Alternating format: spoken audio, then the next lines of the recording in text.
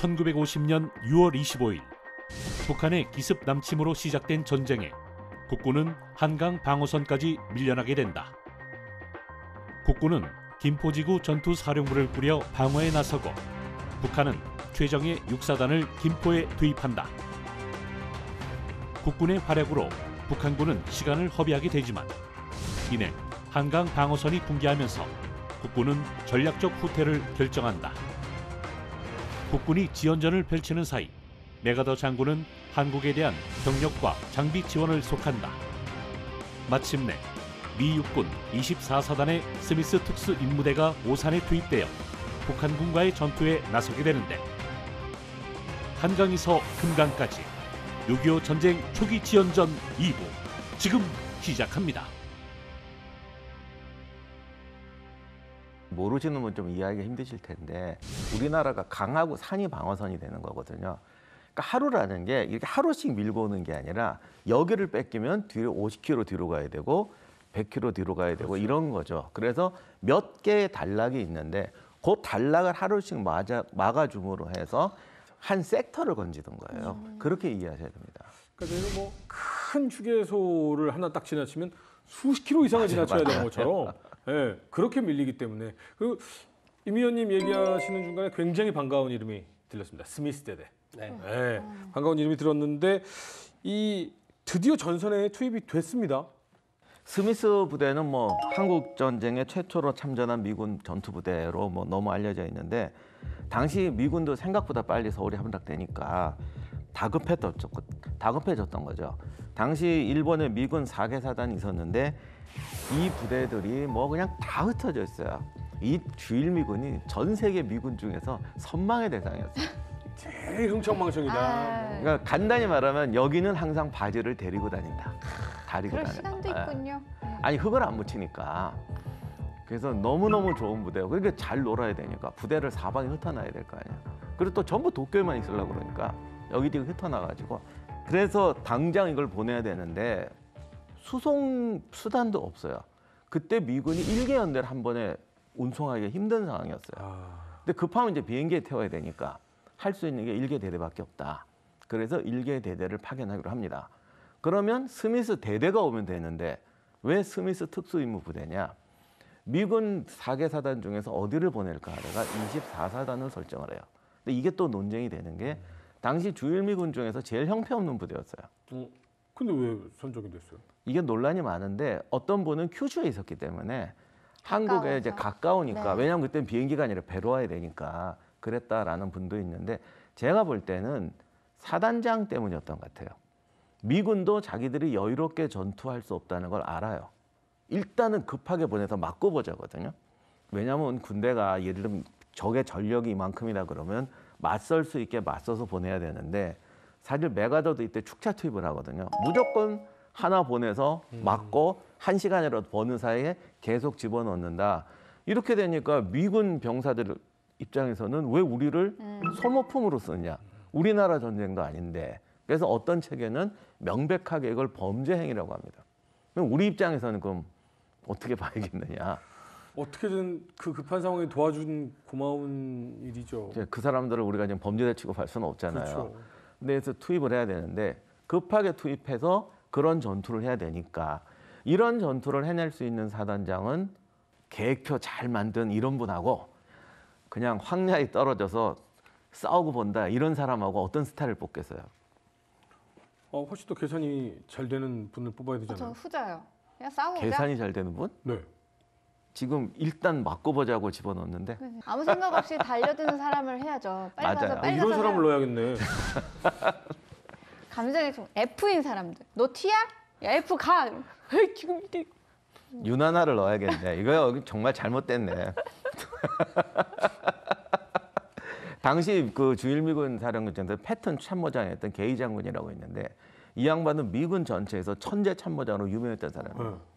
근데 이분이 이런 건 잘하는데 가서 닥치는 대로 싸우라고 하겠냐고. 잠깐만. 지금 무작정 달려들면 안 돼. 맞아요. 그렇죠. 저는 그런 타입일 것 같아요. 생각이 너무 많은 거죠. 윤하나를 보내야 돼요. 일단 가서 뚝심, 억척스럽고 뚝심 있고 붙고 본다. 딘 소장이 그 4명의 사단장 중에서는 가장 싸움꾼이었어요. 실행력이 있었군요. 네, 그래서 24사단을 선발한 것 같습니다. 그래서 스미스 대대장을 불러요. 그래서 1대대였는데 1대대 가면 되는데 대대 병력도 모을 수가 없어. 다 노느라고 흩어져 있어가지고. 그래서 지금 급하게 가야 되니까 옆에 대대까지 합쳐가지고 최정예 병사를 뽑아서 부대 편성을 해서 가라. 이렇게 돼서 스미스 특수임무부대예요. 스미스 대대가 아니고. 근데 이거는 그냥 하는 소리고 실제로는 대대 병력도 모을 수가 없어가지고 옆에 애들까지 있는데 지금 눈앞에 있는데 닥치는 대로 긁어 모아 이렇게 간 거예요. 아 그러면 이거를 이 문맥상으로 잘 해석을 하면 어중이 떠중이 부대인 거네요. 그건 좀 심한 말이고 그냥 그래요? 하여간 급조 부대죠. 그래서 여기에다가 이제 포병 부대도 없어가지고 52 포병 대대를 하나 붙여요. 근데 당시 이 부대가 얼마나 형편없었냐면 스미스 중령은 과달카달 전투에서 참전한 유능한 장교였어요. 그런데 장비가 탄약이 무려 120발 1인당. 무려 120발. 120발밖에 지급이 안 되더라고요. 이틀분 식량, 무반동포 2정, 4.2인치 박격포 2문, 60mm 박격포 4개. 큰일 났네. 여기에 이제 페리 중명의 그 대대 포병대가 105mm 6문. 근데 거기서 대전차 고폭탄은 6발. 6발이요? 네, 왜냐하면은 사단의 포병연대 전체가 갖고 있었던 게 12발인가 예, 절반. 16발이었을 거예요. 그 6발이면 많이 준 거예요. 대전차포로 그럼 뭐 저격병처럼 운영을 하는 거네요. 105mm 우리 한국군도 지금 또 그런데 직사 사격도 합니다. 아. 네. 그래도 왔다는 것만으로도 이 심리적이나 이런 거에 미안을 아이고, 그거 삼지는 이걸 뭐 노리고 보낸 거예요. 감정적으로 볼 수 그죠? 있죠. 네. 에이. 왜냐하면은 미군의 지상군이 도착했다라는 게 눈에 보이면 쟤네가 멈추지 않을까라는 그 일만의 기대가 있었던 건데 몰라도 너무 몰랐던 저는 거죠. 그게 좀 아. 장난스럽게 얘기한 게 너무 미안해진 게 이 정도면은 전투를 치를 수 없는 상황이네요. 이게 제가 임 의원님한테 물어봤거든요. 이 정도 화력이면 도대체 요즘 어느 정도 장비냐? 이거 1시간 전투도 못 치를 것 같은 느낌인데요.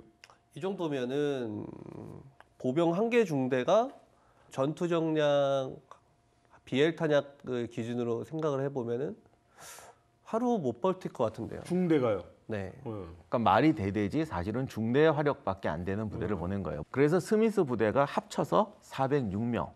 여기에 52 포병대대가 134명이에요. 요걸 합쳐서 스미스 특수임무부대가 된 겁니다. 근데 사실 특수임무부대라는 게 아니라 원래 영어로는 요즘에 많이 쓰는 말인데 태스크포스라고 그랬어요. 아. 그러니까 원래 편제 조직에 포병이 붙었잖아요. 그래서 강화된 특수 임무를 수행하기 위해서 강화된 부대다. 그래서 태스크 포스가 되는 거예요. 네. 그리고 여기 또 사연이 원래는 수원에 투입하려고 했었어요. 수원 비행장에다 착륙시켜서 네. 수원에서 아까 풍덕천 전투 얘기하셨는데 그때 이제 사실은 풍덕천 맞고 있을 때 들어오려고 했는데 네. 그때 수원 비행장을 미군이 지키고 있었거든요. 미8군 사령부가 거기 있고 하필 장교들도 바쁠 거 아니야 지금 뭐 난리 나니까 다 순찰 나갔고 뭐 하러 나갔더니 병사들만 이제 갑자기 어디서 펑 소리가 나고 정찰기가 국군을 보고 인민군이 지금 여기까지 왔다고 잘못된 오버를 때렸더니 본부 요원들이 다 불사지르고 튀어버렸어요. 이렇게 되니까 갈 수가 수원 없군요. 비행장을 쓸 수가 없어서 할 수 없이 부산으로 와서 부산에서부터 올라오게 된 겁니다. 저 스미스 부대가 중미령까지 진출을 하는데 육군본부에서도 이 미군의 진출로를 보장해주기 위해서 대전에서 예비로 가지고 있었던 17년대 병력을 갈곤리라는 곳까지 추진 배치를 해놓습니다. 그래서 이제 스미스 대대가 올라가면서 이 17년대 장한테 같이 가자고 했어요. 우리가 병력도 적고 화력도 이렇게 부족하니까 같이 가야 적전사를 막을 수 있을 것 같다. 근데 이제 17연대장은 자기가 받은 명령은 갈골리 일대를 지켜서 미군의 보급로를 확보해 주는 거거든요. 그래서 거절합니다. 그래서 스미스 특수임무 부대만 오산 중미령으로 진출을 하는 거죠. 스미스 부대가 우여곡절 끝에 도착을 했습니다. 어느 지역에 부대 진을 칩니까? 지금 오산에 이제 중미령이라는 곳에 도착을 하는데 여기는 지금 기념관이 있습니다. 제가 가보시면 잘 알 수가 있는데 이게 오산으로 들어가는 밑에 언덕인데 언덕 사이로 이렇게 도로가 지나가는데요. 가서 보시면 위치는 잘 잡았어요. 기록에도 있더라고요. 이렇게 언덕이 양쪽으로 이렇게 있고 가운데로 도로가 지나가는데 양쪽에다 병력을 배치하는 거죠. 그래서 포병 부대는 1.8km 후방에다 배치를 했습니다. 그런데 당시에 백선엽 장군이 후퇴하다가 이 스미스 부대를 만났다고 그랬거든요. 근데 아마 페리 부대를 만났나 봐요. 105mm 포를 끌고 오더래요. 물어보더래. 북한군이 어떠냐. 그래서 방심하면 안 된다. 얘들 전차도 있고 훈련도 잘 받은 부대다. 그랬더니 그 부사가 1등 중사였다는데 이분이 자기가 포병 경력 10년인데 이거면 다 깨부실 수 있다고 안심하라고 이렇게 갔대요. 그 얘기 하시더라고요. 아무튼 나름 미군은 자신감을 갖고 배치를 했던 것 같아요. 당시 스미스 부대가 장교는 3분의 1 정도가 실전 경험자, 부사관은 절반 정도가 실전 경험자인데 이게 전쟁터에 갔다고 해서 다 실전을 한 건 아닌데 아무튼 전쟁터에 가본 사람이 절반. 문제는 이제 병사들이 다 완전 초보에다가 훈련도 안 된 병사였다라는 거죠. 전투 상황은 어떻게 되나요? 스미스 대대는 요 당시에 오전 07시에 항상 그렇잖아요. 결정적인 전투를 할 때쯤에는 비가 비가 내립니다. 와요? 아 설마. 꼭 진짜 그래. 신기해. 그래서 중미령 일대에 비가 내리기 시작합니다. 08시경 북한군 제105 땅크 사단의 107년대 선두전차 8대가 접근을 하기 시작합니다. 보병 진지 전방에 1800m쯤 되는 지점에 거기가 병점리라는 곳의 만곡부거든요. 거기에 도착을 하자마자 이제 스미스 대단이 보고 있다가 명령을 내려서 포격을 합니다. 그런데 T-34가 격파가 안 됐어요. 그러자 이제 관측 장교가 탄착분을 조정을 해서 집중 포격을 날려요. 수정탄을. 제발. 안 깨집니다. 오. 격파에 실패해요. 비 때문인가요? 아니에요. 그냥 105mm 포탄의 위력이 정확히 명중시키지 않으면은 격파시키는 데는 부족하기 때문에 네. 막 장렬은 하지만 격파에는 실패합니다. 전차가 계속 오니까 네. 75mm 무반동총도 사격을 했어요. 명중시켰는데 격파가 안 됩니다. 그래서 커너 소이가 2.36인치 로켓, 바주카죠. 그걸 들고 전차 14m일 때까지 접근을 해서 22발을 쏩니다. 안 깨집니다. 그 아까운 발 어떡해요. 얼마 있지도 않은데. 이 북한군 전차는 보병의 엄호 없이 단독으로 보병 진지를 짓밟고 그대로 단독으로 질주해 돌파를 해버리고 이러니까 그냥 행진하듯이 오지. 후방에 52 포병대대가 1.8km 후방 수청리에 있다고 말씀드렸잖아요. 그 일대의 저지선에 도착을 합니다. 오직 한문 추진 배치시켜 놨었던 105mm 포의 직사포 사격으로 전차 2대를 격파하는 데 성공을 하고요. 나중에 근데 그 전차에서 보통은 항복할 때 그냥 손 들고 나와서 항복하잖아요. 네. 이 격파된 전차에서 전차병들이 기어 나오는데 품에서 PPSH 기관총 몰래 들고 나왔다가 미군 기관총 진지에다 갈깁니다. 범죄잖아요. 범죄죠. 그래서 미군의 기관총 진지 부사수가 부상을 했습니다. 이게 첫 번째 이제 사상 사례입니다. 물론 그 사람들은 다 사살 당했죠. 그러고 나서 아까 그 전차들이 포병 진지를 유린해 버립니다. 그 상황에서도 이제 52 포병 대대장과 각 장교들 부사관들이 독전을 해가지고 어떻게 해서 2대를 더 격파하는 데는 성공을 해요. 근데 거기까지였습니다. 아까 말씀드린 1등 중사가 싸우긴 싸운 것 같아요. 왜냐하면 병사들은 막 도망가고 장교하고 부사관들이 잘 싸워서 격파했다고 그랬거든요. 그러니까 그 10년차 1등 중사도 아마 잘 싸우긴 한 것 같아요. 그 105mm로 국사로 맞추면 터지지도 않고 직사로만 거의 뭐 저지가 가능한 정도네요. 이거 생각 외로 도쿄에서 띵가띵가만 한 줄 알았더니 의외로 또 방어를 아니 장교하고 부사관들이 하고 병사들은 마구 도망갔어요. 이때 전차들이 포병진이 유린하고 나서 그대로 뚫고 남쪽으로 내려가 버리거든요. 그러니까 이걸 보고 이 군사사 연구하신 분들이 그렇게 말씀하신 분들이 있어요. 북한군이 보전협동작전이 제대로 되어 있지 않았다. 근데 그게 아니거든요. 이거는 OMG라고 해서 작전기동군 교리를 당시 소련군이 이제 막 발전시키고 있었어요. 그런 비슷한 개념이. 그게 나와서 그걸 북한군은 이식을 받았고 얘네들은 배운 대로 한 거예요. 아까 땅크 사단 소속이라고 했잖아요. 땅크 사단은 중심 깊게 돌파를 해서 후방을 유린해야 되거든요. 그래서 얘는 뚫고 나가서 유린한 거예요. 물론 다시 돌아오긴 합니다만. 그 이후에 박사님께서 이제 설명해 주실 보병전을 할 때 보병 직접 지원 땅크가 따로 있어요. 그 전차들이 와서 보병과 함께 보전 협동 작전을 합니다. 혹시 그 원나라나 금나라 이 기마병들이 이거 성 그냥 지나쳐가지고 그 한양까지 왔던 그런 작전을 그런 것도 비슷하다고 볼 수 있는데 당시 북한군들이 말씀하신 대로 이렇게 세 가지 전술이 있는데 이번에는 어떤 걸 쓰는 게 좋겠다 이런 거를 판단할 수 있는 수준은 안 됐어요. 그러니까 배운 대로 그냥 하는 거예요. OMR 카드에 3번으로 미는 스타일이군요. 자 이렇게 해서 이제 탱크가 지나가고 이제 보병 주력이 전차 3대를 동원하고 공격을 시작합니다. 근데 여기서 이제 기가 막힌 게 스미스 부대가 통신이 안 돼요. 공군 지원도 안 되고 포대 뒤에 있는 포대에다가 연락을 해야 되는데 이제 제대로 포가 위력을 발휘하려면 올 때 이제 곡사포가 때려줘야 그쵸. 되잖아요. 연락이 안 돼요. 근데 왜요? 이게 이때부터 계속 이런 일이 벌어지는데 이때만 해도 통신을 항상 유선으로 통신선. 깔아요. 그럼 여기 지금 설이 두 가지가 있는데 피난민들이 가다가 끊어. 이게 구리니까 끊어갔다라는 설. 그 다음에는 이제 북한군이 유격대 같은 애들을 민간인으로 변장시켜서 꼭 미리 투입하는데 이 부대들이 일단 통신선부터 자르고 보니까 그래서 통신 두절이 돼버립니다. 또 앞으로 낙동강 전선 갈 때까지 일단 모든 전투가 통신 두절 상태로 가버려요. 그러면 아무래도 북한군 유격대 활약이었을 가능성도 꽤 높네요. 그렇죠. 그때 피난민 속에 섞여서 다 내려갔으니까요.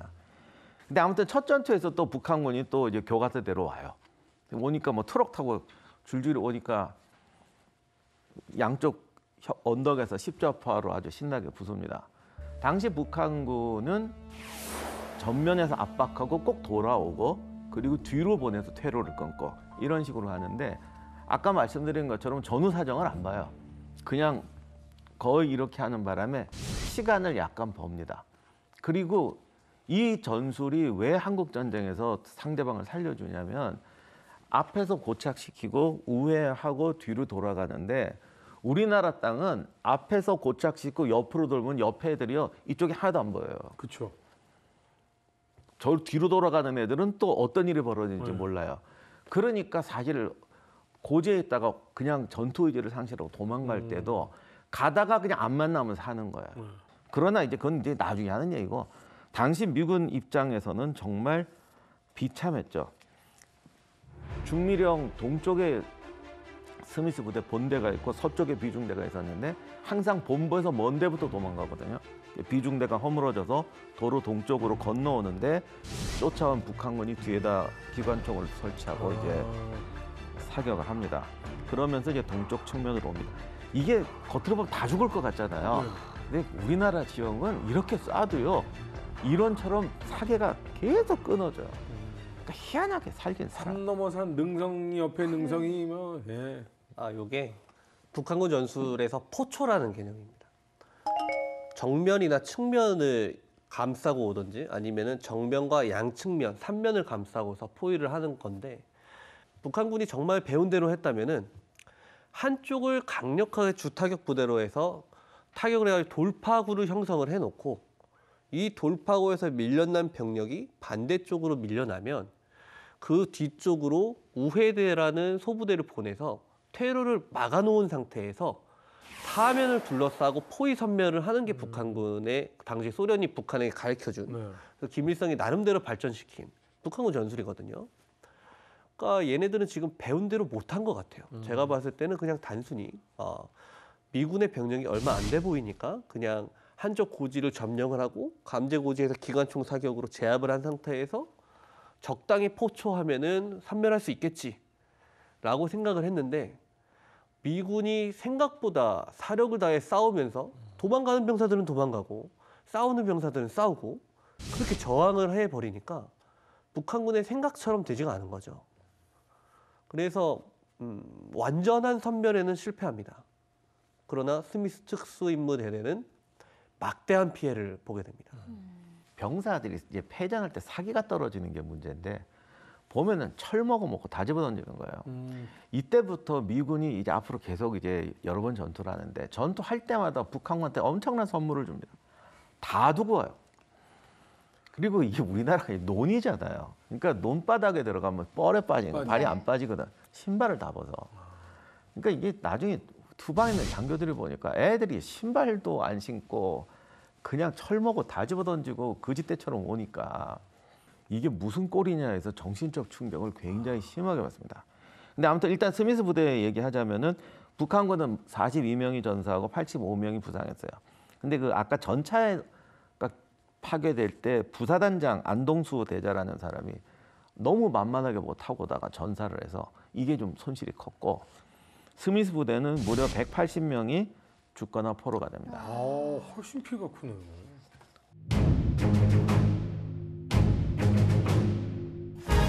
(1950년 7월) 미 육군 24사단 예하의 스미스 특수 임무대대가 전선으로 투입된다.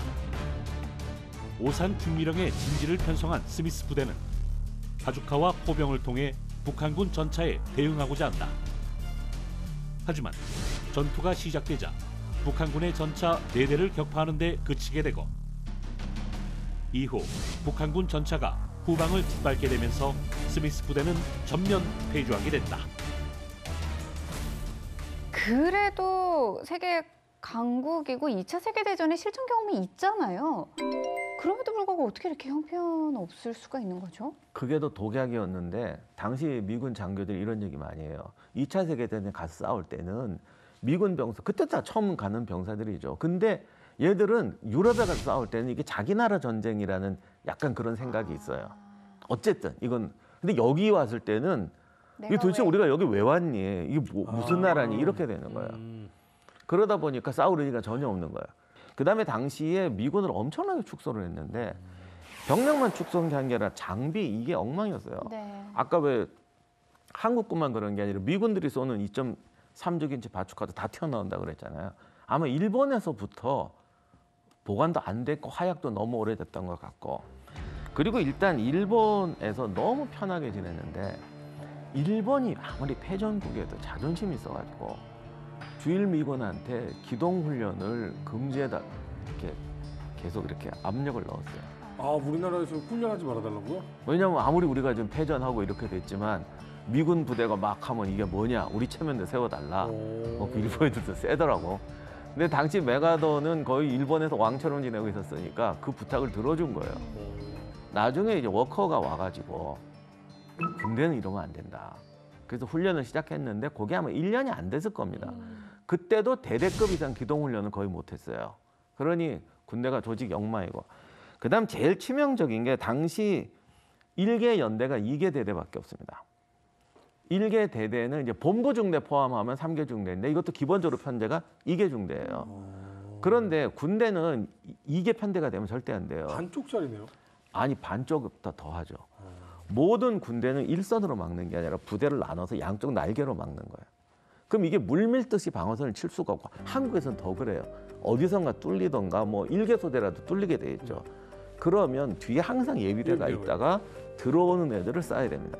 이렇게 되면 뚫려도 오히려 적을 계곡에 몰아넣고 양쪽에서 치는 것처럼 되기 때문에 그 앞선과 뒷선이 굉장히 유기적으로 움직일 수가 있습니다. 그런데 2선이 없어요. 2개 중대로 여기를 막고 있단 말이에요. 10명만 뚫려도 공황이 나버려요. 그리고 전쟁터에서 특히 우리나라 지역은 옆에 전혀 안 보여요. 뒤쪽에서 총소리 나면요. 애들 다 집어던지고 튀는 거야. 뒤가 없다고 알기 때문에. 여기에서도 보면 정말 치열했던 전투가 옆라인 하나가 무너짐으로 해서 결국은 패퇴하게 되는 전투도 많이 그래서 있었죠. 당시 미군들이 결국 낙동강까지 밀리면서 제일 큰 문제가 하트나 전투 의지도 없는데 어디선가 뚫렸다 하면 전체가 붕괴되는 겁니다.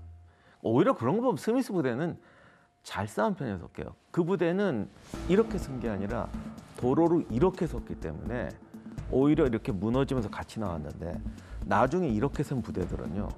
뚝 떨어지면 그냥 와장창 무너지게 됩니다. 지금 저 내용이 미군이 도대체 왜 축차 투입을 했냐. 지금 그 내용이랑 계속 연결되는 거잖아요. 넣을 부대가 없어서 그런 거 아니에요? 그러니까 이거에 대한 그 찬반 양론이 있어요. 근데 요거를 그 이면을 보면 그럼 결국은 메가더가 있는 그 미 극동군 사령부가 정보를 오판한 거 아니냐. 그 주장이 이면에 깔려 있거든요. 근데 나중에 한강 방어선 실차를 하고 난 다음에는 6개 사단의 3개 경비여단 200대가 넘는 소련제 전차로 무장을 하고 있다라고 제법 정확하게 발표를 합니다. 그러면 왜 축차 투입을 했는가? 그 당시 문서를 보시면 알 수 있습니다. 미군은 한반도에 추가 전력을 보내기 위해서 정말 안간힘을 쓰고 있었어요. 지금 화면에 보이는 저 문서가 기밀 해제된 미 합참이 도쿄의 극동군 사령부로 보낸 문서입니다. 내용을 살펴보면 대충 이런 내용으로 돼 있어요. 귀하께서 요청하신 부대는 우리 합참에서 적극적으로 우호적으로 검토를 하고 있어요. 그런데 우리가 노력은 하고 있는데 몇 가지 어려움이 있습니다. 첫째, 현재까지 어떤 군에서도 인력 증원에 대한 승인이 안 났어요. 둘째, 미국은 세계 다른 지역에서도 적절한 군사 대비 태세를 유지를 해야 됩니다. 한반도에만 병사를 보낼 수가 없어요. 마지막으로 수송선이 부족합니다. 당신이 요청한 그 날짜까지 요청 부대들 보내는 건 불가능합니다. 그렇기 때문에 나머지 부대들에 대한 승인을 상급 부대의 국방성이겠죠? 시급하게 받기 위해선 당신이 빨리 보고서를 보고하세요. 그래야 우리가 설득을 하니까. 대충 이런 내용입니다. 안 돼요. 된다고 해도 보낼 방법이 없어요. 그러니까 빨리 추산해서 우리가 보고서 쓸 수 있게 빨리 데이터 내라. 그 내용인 거죠. 그러니까 미국 역시도 극동군 사령부는 몸이 달아있고 합참은 여기저기 해보려고 하는데 각 군성에서는 승인이 안 나 있고 지금 이런 상황인 거예요. 그러니까 현장과 본토의 이 온도가 많이 차이가 나는 느낌인데요. 그렇죠. 한반도에만 보낼 수 없잖아요. 대만에 지금 중국 공산당이 언제 쳐들어갈지 모르는데 그런 상황이니까 메가더의 입장에서는 지금 한국군은 전부 다 붕괴돼 버렸고 미 제24사단과 미 제25사단의 한 개 연대 전투단을 보내서 최대한 북쪽에서 북한군을 저지시켜 놓으면은 미 해병대하고 미 제1기병사단을 인천으로 상륙시켜서 북한군의 퇴로를 끊고 섬멸시키겠다.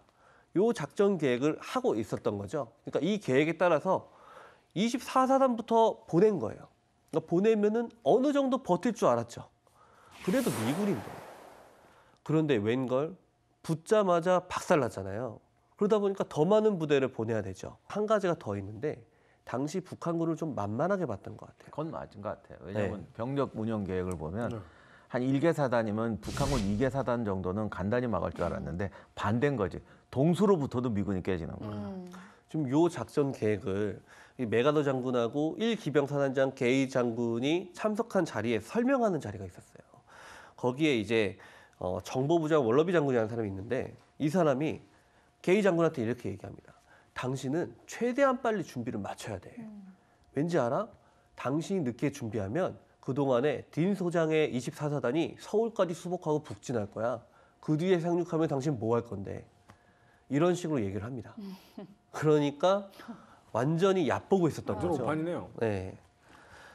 그러고 나서 이제 박살나고 난 다음에 추가 부대 주세요라고 합참한테 보고를 하고 그 뒤에 7월 6일에 도착한 공문이 저 내용이었던 거예요.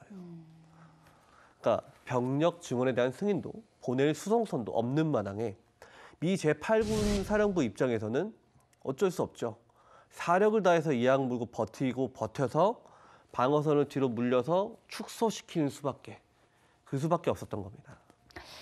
그런데 이 북한 입장에서는 애초에 이 전쟁을 시작할 때 굉장히 빠른 시간 안에 이것이 이루어질 것이다라고 생각을 했고 계획을 했었어요. 이 뒤에는 분명히 소련의 스탈린이 있었고요. 지금 상황을 보니까 생각보다 우리 국군이 굉장히 잘 버텨줬고 미군의 개입까지 이제 들어감으로써 애초에 그들의 계획과는 많이 벗어났습니다. 그렇죠. 계획대로 안 되면은 네. 제일 먼저 뭐가 문제가 될까요? 보급이요. 그렇죠. 돈이 문제가 됩니다. 결국은 가지고 있는 자산으로 시작을 했을 거 아니에요. 근데 계획대로 안 됐으면 더 많은 자산이 필요하겠죠. 그래서 소련과 북한군 수뇌부는 고민이 정말 깊어지고 있었습니다. 지금 사진에 보이시는 것들이 스탈린에게 보고된 추가 보급을 요청하는 문서들이에요. 스탈린은 정말 답답했어요. 저희가 지난 시간에 북한군이 뭐 쳤다 하면 이기니까 잘 싸운 것처럼 보여지지만 그 실상은 소련 군사 고문단이 없으면 북한군은 아무것도 안 해요. 그리고 김일성이 명령을 내리잖아요. 어디를 공격해. 보고가 와야 될 거 아니에요. 보고를 안 해요. 그러니까 중공군에서 팔로군에서 달고 달아가지고 사단장들이 전술은 짤 줄 알아요. 그런데 이거를 보고를 하고 다시 작전 지침을 받고 작전 단계 이상, 전략 단계 이상 이게 지금 하나도 안 되는 거예요. 그러니까 계속 스탈린이 전문을 보냅니다. 슈티코프한테. 야, 어떤 계획을 갖고 있는 거야? 왜 아무런 보고가 없어? 공격 계속 할 거야, 말 거야? 니네 멈춘 거야? 진격하는 거야? 빨리 공격해서 남조선을 해방해야 미군 개입이 줄어들 거 아니야. 미 공군이 북조선 영토 폭격했다면서 항의 성명 왜 안 해? 해야 되는 거 아니야? 너희들이 요청한 보고품은 7월 10일까지 보내줄 거야. 김일성이한테 전달해. 이 전문을 계속 보내요. 답답한 거죠. 보고가 안 오니까. 그러니까 슈티코프랑 북한에 체류하고 있었던 바실리에프가 김일성과 박헌영을 앉혀놓고 면담을 합니다. 근데 도대체 왜 안 되는 거냐? 라고 면담을 하니까 조직 체계가 너무 엉성하다 이런 얘기가 나온 거예요. 그래서 슈티코프랑 바실리에프 같은 사람들이 집단군을 만들어라. 그래서 그 집단군을 통해서 사단들을 지휘해라. 그 집단군들을 지휘할 수 있는 전선 사령부를 만들어라. 이런 것들 편지를 만들어줘요. 그리고 거기에 대한 보고품을 이제 갖다 줘라라고 합니다. 근데 김일성도 답답한 건 마찬가지예요. 그 사람도 바보같이 보이고 싶어서 그런 건 아닐 거 아니에요. 그러니까 7월 8일에 지금 화면에 보이시는 것처럼 저기 김일성 서명 들어가 있잖아요. 네. 저게 뭐냐면은 스탈린에게 2개 집단군에 배치할 소련 군사 고문단을 25명에서 30명 정도 보내달라고 구걸하는 잡힌 편지예요. 그런데 지금 이거 전쟁 중인 군대잖아요. 편제 만들고 상부 구조 바꾸고 군사 고문단이 웬 말이에요, 지금 전쟁 중인 군대에. 이러니까 전투에서는 어떻게 이겼을지 몰라도 전쟁에서 이길 리가 없는 거죠. 원래 소련은 굉장히 걱정을 많이 했어요. 그런데 계속 김일성이 설득을 했죠. 충분히 이길 수 있다. 이거 하는데 한 3년 설득을 해가지고 시작한 전쟁이었거든요. 근데 이제 스탈린 입장에서 보면 아니나 다를까 열흘도 가기 전에 뭔가 이게 뒤틀리기 시작하는 거죠. 이런 상황에 저희가 마지막으로 지연 방어 전투가 벌어졌던 곳이 오산이었습니다.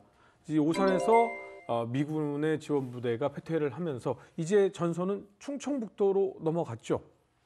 북한군의 남진은 이제 동해안 쪽은 약간 좀 예외로 한다면 크게 서부 전선, 동부 전선은 내려오는 거죠. 그러니까 미군 쪽 지역하고 한국 쪽 지역으로 내려오는데 그 6사단 춘천의 6사단을 공격했던 그 북한군 2군단이 이렇게 내려오면서 물론 사단은 조금씩 바뀌어요. 편제가 내려오면서 지금의 이제 음성, 장원으로 해서 청주, 충주 지역으로 내려오게 됩니다. 그러니까 여기를 막아야 되는데 한국 전쟁에서 자꾸 이걸 실수하는 게 미군만 보고 한국군만 보는데 사실은 어느 한쪽이 뚫리면 같이 내려가야 돼요. 근데 사실 이거 결론부터 말하면 항상 미군이 먼저 내려가고 한국이 나중에 내려갔어요. 나중에 그 페렌바크라고 아시는 분 아시지만 정말 초기에 쓴 미군 한국 전쟁사가 있는데 이 지연전 하는 동안에 미군은 창피하게 깨지기만 했다. 정말 인민군 병력 절반을 줄인 건 한국군이 줄였다고 그랬어요. 우리가 그동안 이런 얘기를 못한 거예요. 근데 그 시작이 이제부터 시작이 됩니다. 장원 음성 쪽으로 내려오는데 그 충주로 내려가는 길이 옛날에 그 국도상으로 굉장히 중요한 길이거든요. 삼국 시대부터 중요한 길인데 국군 입장에서는 장원 이쪽을 뺏기면 이제 훅 무너지니까 여기를 막아야 된다. 그래서 그때 백선엽 대령의 1사단하고 6사단에서도 유명했던 7년대.